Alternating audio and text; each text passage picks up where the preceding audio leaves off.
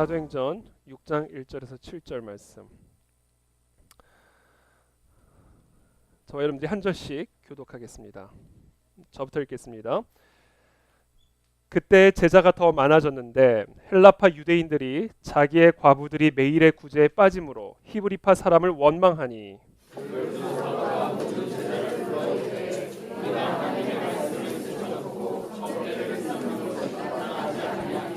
형제들아 너희 가운데서 성령과 지혜가 충만하여 칭찬받는 사람 7을 택하라. 우리가 이 일을 그들에게 맡기고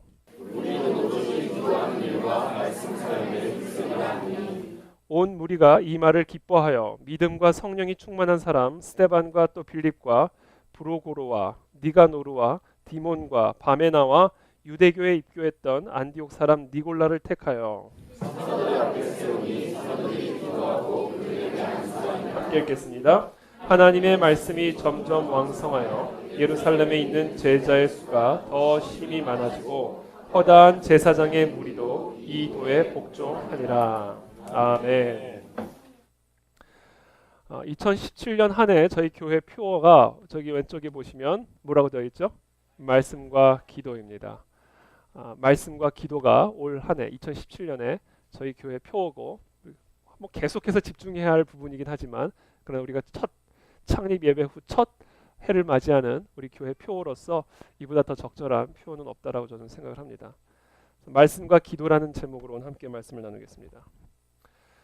직업이 의사였던 누가는 당시 유력한 로마 정치인으로 보이는 데오빌로라고 하는 자에게 쓴 글에서 부활하신 예수님이 승천하시기 전에 사도들에게 하신 육성의 말씀을 다음과 같이 기록을 했습니다. 예루살렘을 떠나지 말고 내게서 들은 바 아버지께서 약속하신 것을 기다리라. 요한은 물로 세례를 베풀었으나 너희는 몇 날이 못되어 성령으로 세례를 받으리라. 이 말씀을 따라서 사도들과 예수의 어머니 마리아와 또 예수의 아우들은 다락방에 모였습니다. 그 장면을 누가는 계속해서 이렇게 기록을 했습니다. 여자들과 예수의 어머니 마리아와 예수의 아우들과 더불어 마음을 같이하여 오로지 기도에 힘쓰더라. 약 120명 정도 되는 이 사람들이 모여서 마음을 합하여 힘썼던 것은 딱 하나였습니다. 기도였다는 거죠. 예수님의 말씀대로 기다리면서 기도하고 있었습니다. 말씀과 기도예요. 그러자 어느 날 갑자기 호련히 하늘로부터 급하고 강한 바람 같은 소리가 그 방을 가득 채우기 시작했고 마치 불의 혀처럼 갈라지는 것이 각 사람의 머리 위에 임하는 것을 누가가 보고 그것을 기록하여 데오빌로라고 하는 무신론자죠. 비기독교인 당시 로마 정치인으로 보이는 이자에게 기록하여 쓴 글이에요. 이게 누가복음입니다. 사도행전이죠. 사도행전 죄송합니다. 인류 역사의 첫 번째 교회 개척이 이렇게 시작이 된 겁니다. 여기서 우리는 교회의 핵심 동력 3가지를 발견할 수가 있어요. 그것은 말씀, 기도, 그리고 말씀과 기도 가운데 임하신 하나님의 임재입니다. 이게 교회의 핵심 동력이에요. 다른 것이 다 있어도 이 3가지가 없으면 교회가 아닙니다. 그것은 영혼이 없는 몸과 같아요. 그래서 인류 최초의 개척교회는 바로 이 말씀과 기도하는 일에 힘을 썼던 교회예요. 그리고 그 가운데 임하시는 하나님의 임재를 너무 생생하게 경험했던 교회입니다. 그래서 그것을 글로 기록을 할 수 있을 만큼 생생하게 경험했던 교회예요. 말씀과 기도하는 일에만 전념을 했더니 하늘로부터 임하는 생명력을 가지게 되었고 그 생명력을 가지고 이 세상을 변화시키는 하나님의 군대가 될 수 있었다는 겁니다. 그 안에 진리교회는 바로 이와 같은 교회입니다. 그 안에 진리교회는 어떤 교회인가? 살아계신 하나님의 말씀이 선포되어지는 교회입니다. 말씀을 가르치고 말씀을 배우고 말씀대로 살아가는 말씀의 공동체, 이것이 그 안에 진리교회입니다. 또한 그 안에 진리교회는요, 기도하는 교회입니다. 마음을 같이하여 오로지 기도하는 일에 힘쓰는 기도의 공동체, 그것이 그 안에 진리교회입니다. 이 교회의 주인은요, 목사가 아니에요. 이 교회의 주인은 성도도 아니에요. 이 교회의 주인은 누구예요? 하나님이에요. 그래서 우리 모두가 다 함께 하나 앞에 무릎을 꿇는 교회, 그것이 그 안의 진리 교회입니다. 하나님의 지시를 받고 그 지시대로 한 걸음 한 걸음 움직이는 거예요. 그게 우리 교회예요. 마지막으로 그 안의 진리 교회는 어떤 교회인가? 하나님의 인재가 충만한 교회입니다. 여러분, 이 자리에 사람만 가득한 것이 아니라 이 가운데 하나님의 인재가 있으심을 여러분 느끼십니까? 만약에 느끼지 못하고 있다면 받아들이지 않고 있기 때문이에요. 안 계셔서가 아니에요. 지금 이 자리에 하나님이 계십니다. 성령이 계셔요. 그분을 받아들이십시오. 거부하지 마시고. 그 순간 그 성령이 우리 가운데, 우리 가정 가운데 임하셔서 역사하시고 다스리고 통치해 나가실 거예요. 그것이 어디다? 그 안에 진리 교회다라는 것이죠. 그 안에 진리 교회는 바로 그런 교회고요. 그것이 교회입니다. 근데 이런 교회 안에도 문제가 생겨요. 그런 교회 안에도. 사도행전 6장 1절입니다. 함께 읽어보겠습니다. 시작. 그때에 제자가 더 많아졌는데 헬라파 유대인들이 자기의 과부들이 매일의 구제에 빠짐으로 히브리파 사람을 원망하니. 이런 교회도 그때가 언제예요? 말씀과 기도에 전념하여 하나님의 인재가 충만한 그때에 제자가 더 많아졌어요. 그랬더니 어떤 일이 일어나요? 헬라파 유대인과 히브리파 유대인들 간의 갈등이 일어나는 겁니다. 구제의 문제로. 헬라파 유대인들이 그 과부가 헬라파 유대인의 과부들이 구제에서 계속해서 누락이 되는 거예요. 그래서 히브리파 유대인의 과부를 원망하는 일들이 일어나게 되는 겁니다. 물론 의도적인 것은 아니었던 것으로 보여요. 아마도 행정적인 실수였거나 인력이 부족했던 것으로 보입니다. 그래서 이 소식을 보고받은 이 12사도들이 모든 성도들을 불러다 놓고 다음과 같이 말합니다. 그것이 2절에서 4절까지의 내용인데요. 제가 읽어드리겠습니다. 12사도가 모든 제자를 불러 이르되 우리가 하나님의 말씀을 제쳐놓고 접대를 일삼는 것이 마땅하지 아니하니 형제들아 너희 가운데에서 성령과 지혜가 충만하여 칭찬받는 사람 7을 택하라. 우리가 이 일을 그들에게 맡기고 우리는 오로지 기도하는 일과 말씀 사역에 힘쓰리라 하니. 지금 사도들은요, 이 교회 안에서 발생한 이 구제와 관련된 문제를 본인들이 직접 들어가서 해결하는 것은 옳지 않다고 생각합니다. 왜냐하면 하나님의 말씀을 가르치고 전파하는 일을 제쳐두고 이와 같은 구제에 관련된 일, 행정적인 일에 자신들의 시간을 쓰는 것이 옳지 않다고 생각했던 거예요. 구제 사역이나 행정적인 일이 말씀이나 기도 사역보다 열등한 사역이기 때문이 아니라 사도들에게 맡겨진 1차적인 사명이 아니었기 때문입니다. 사도들이 그들의 삶을 바치도록 부름받은 것은 말씀과 기도예요. 교회 행정이 아니에요. 구제도 아닙니다. 1차적인 사명은 말씀과 기도예요. 그렇기 때문에 사도들에게는 하나님께서 자기들에게 맡기신 이 말씀과 기도의 사명으로부터 이탈할 수 있는 권리가 없었어요. 왜? 1차적인 사명을 하나님이 그와 같은 사명을 주셨기 때문에 그래요. 그래서 하나님의 말씀을 제쳐두고 다른 일들을 하는 것은 옳지 않다라고 이야기를 하는 겁니다. 왜? 자신들에겐 그런 권리가 없기 때문에 그래요. 이 교훈을요, 제대로 이해하는 것은 앞으로 있게 될 우리 교회의 건강한 성장을 위해서 매우 중요한 일입니다. 교회가 성장하면서 우리 교회 안에도 다양한 문제들과 필요들이 발생하게 될 거예요.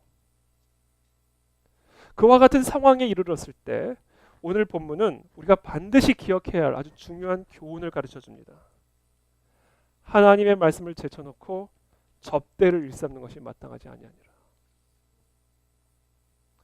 이 말씀은요, 그 누구보다 1차적으로 저를 향한 말씀이에요. 저에게 주어진 1차적인 사명은, 그리고 가장 중요한 사명은 구제나 행정이 아닙니다. 제가 그것이 싫어서가 아니에요. 말씀과 기도예요. 이게 하나님께서 저에게 주신 1차적인 사명이에요. 저는 이것으로부터 이탈할 수 있는 권리가 없습니다. 말씀과 기도에 전념함으로써 이 자리에 모인 여러분들이 하나님을 체험하는 삶을 살아가도록 하는 것, 이것이 하나님께서 제게 맡기신 1차적 사명이에요.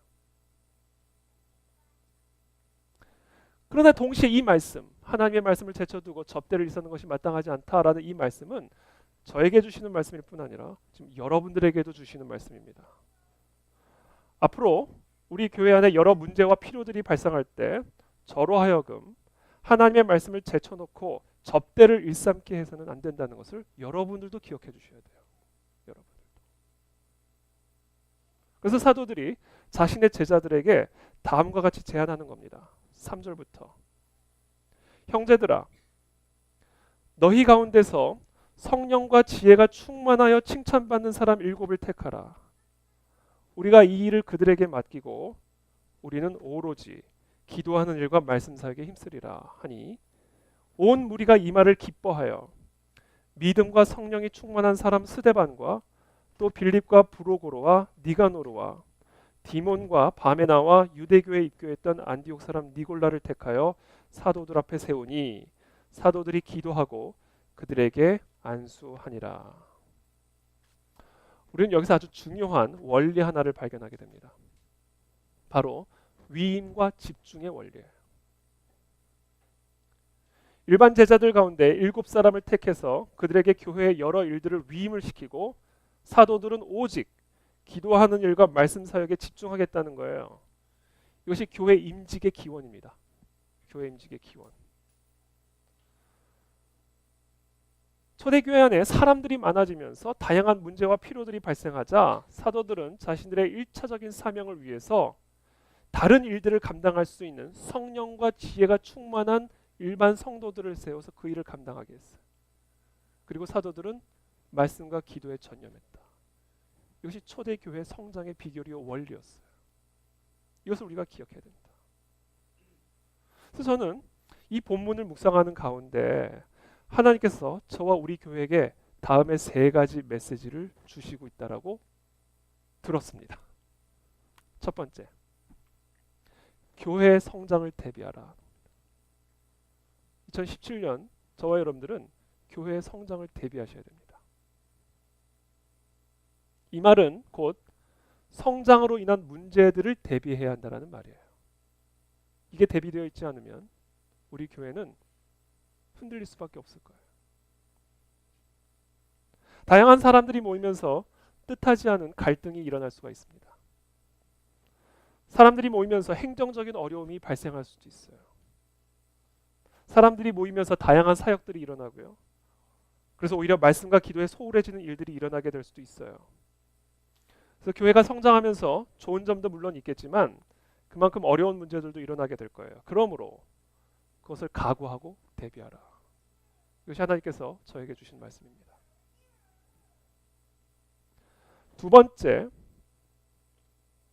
어떤 상황 가운데서도 말씀과 기도에 전념하라라는 메시지입니다.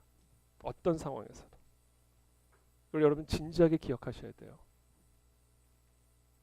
아까도 말씀드린 것처럼 이 말씀은 1차적으로 저에게 주시는 말씀이지만 저뿐 아니라 우리 모두에게 주시는 말씀이에요. 말씀과 기도에 전념해야 하나님의 임재가 우리 가운데 임하실 수가 있고 하나님의 임재가 이곳에 있으면 이곳에 치유와 변화와 회심의 역사들이 일어날 거예요. 그래서 이곳에 사람들이 모일 수밖에 없는 겁니다. 하나님의 임재가 계시면. 그래서 사람들이 모일 수밖에 없어요. 그러면 문제가 발생할 수밖에 없어요. 그렇기 때문에 그런 일들이 일어날 때 우리가 반드시 기억해야 돼요. 어떤 상황에서도 우리 모두가 하나님의 말씀과 기도로 이 모든 문제를 극복할 것을 결단해야 합니다. 인간적인 방법, 세상적인 지혜로 교회의 문제를 해결하려고 하는 것이 아니라 하나님의 말씀과 기도 앞에 앞으로 우리 가운데 성장으로 인해 생겨날 여러 문제들, 갈등들을 이겨내기로 결단해야 됩니다. 세 번째, 교회의 일꾼을 세우라고 말씀하셨습니다. 교회의 일꾼을 세우라. 사탄의 주요 전술 가운데 하나는요, 말씀과 기도의 부르심을 받은 사도들의 주의를 산만하게 만들어서 구제사역이나 행정과 같은 부차적인 일들에 몰두하게 만드는 거예요. 그렇게 함으로써 교회의 핵심 동력인 말씀과 기도를 약화시키는 겁니다. 사탄은 알아요. 말씀과 기도를 죽이면 교회도 죽일 수 있다는 거를. 그래서 저는 알고 있어요. 말씀과 기도하는 일 외에 그 어떤 곳에도 나의 우선순위를 뺏기면 안 된다는 사실을. 그런데 그 사실을 저만 알아서는 안 됩니다. 여러분도 그 사실을 알고 계셔야 돼요. 그래서 제가 말씀과 기도에 전념할 수 있도록 도와주셔야 됩니다. 그건 제가 혼자 할 수 있는 일이 아니에요. 마치 아말렉과의 전투에서 아론과 훌이 모세의 양옆에서 그의 손을 붙들어 해가 지도록 내려오지 않게 했던 것처럼 이 싸움은, 그리고 이 사명은 절대로 저 혼자 할 수 있는 게 아니에요. 방관자처럼 쳐다만 보고 계시면 안 됩니다. 이 교회는요, 저 혼자 세울 수 있는 것이 아니에요. 저 혼자만의 사명도 아니에요. 여러분들에게 제가 필요한 것처럼 저에게도 여러분들이 필요합니다. 그래서 이를 위해 하나님께서는 우리들 가운데 성령과 지혜가 충만하여 칭찬받는 사람 7을 예비해 주셨어요. 이것이 꼭 숫자적으로 7은 아닐 거예요. 완전 수죠. 예비하셨다라는 거예요. 완전하게 우리 가운데 계십니다. 저는 그 일꾼들을 성도들 앞에 세우고 그들에게 안수하여 교회 여러 중책들을 맡기고 저는 오로지 말씀과 기도하는 일에 더욱 힘쓰도록 그렇게 노력할 겁니다. 그래서 내년 한 해는 우리 교회의 성장과 함께 교회의 임직들이 세워지는 그런 한 해가 될 수 있게 되기를 기도합니다. 또 그렇게 기도해 주십시오. 그때 다음과 같은 일들이 우리 가운데 일어나기 시작할 거예요. 6장 7절의 말씀입니다. 함께 한 목소리를 읽어보겠습니다. 시작. 하나님의 말씀이 점점 왕성하여 예루살렘에 있는 제자의 수가 더 힘이 많아지고 허다한 제사장의 무리도 이 도에 복종하니라. 아멘. 첫 번째, 하나님의 말씀이 점점 왕성해져 갑니다. 이게 우리가 기대하는 거예요. 그리고 이 일이 일어날 겁니다. 하나님의 말씀이 점점 왕성해져 간다. 하나님의 말씀을 지금까지 열심히 듣기만 했던 사람들이 이제는 듣는 단계를 넘어서 체험하는 단계로 넘어가기 시작할 거예요.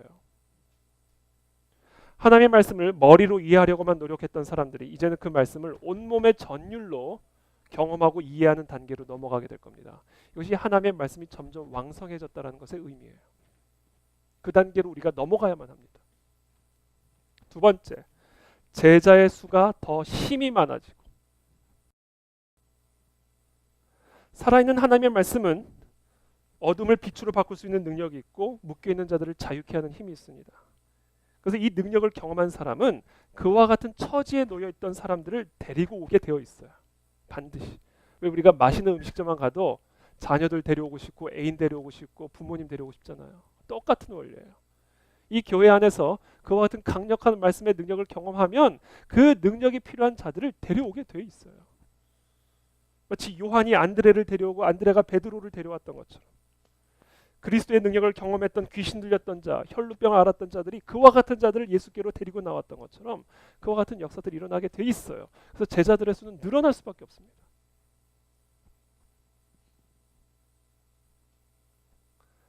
세 번째, 다음과 같은 현상이 일어나기 시작합니다. 허다한 제사장의 무리도 이 도에 복종하니라. 제사장이 누굽니까? 종교인이에요. 종교인. 하늘의 생명력이 없이 그저 전통과 습관을 따라 종교 생활을 해오던 종교인, 이 사람이 제사장입니다. 이 종교인들이 이 그리스도의 왕성한 말씀의 권위 앞에 무릎을 꿇기 시작하는 거예요. 냉랭한 가슴 안에 뜨거운 성령의 생명력이 들어가기 시작하는 거예요. 그래서 이 제사장과 같은 아주 냉혈한 종교인들이 그 도에 복종을 하기 시작합니다. 그래서 그리스도의 제자로 거듭나기 시작합니다. 이것이 저와 여러분들이 기대하는 2017년입니다. 그리고 바로 이것이 하나님께서 2017년에 우리 가운데 행하시기로 약속하시는 약속입니다. 여러분 믿으십니까? 이 같은 역사를 위해서 저와 여러분들은 기도하는 일과 말씀 사역에 전념할 거예요. 전념. 기도하는 일과 말씀 사역에 전념하겠다라는 것은 두 가지 의미를 지니고 있습니다. 이것만 말씀드리고 마치겠습니다. 첫 번째,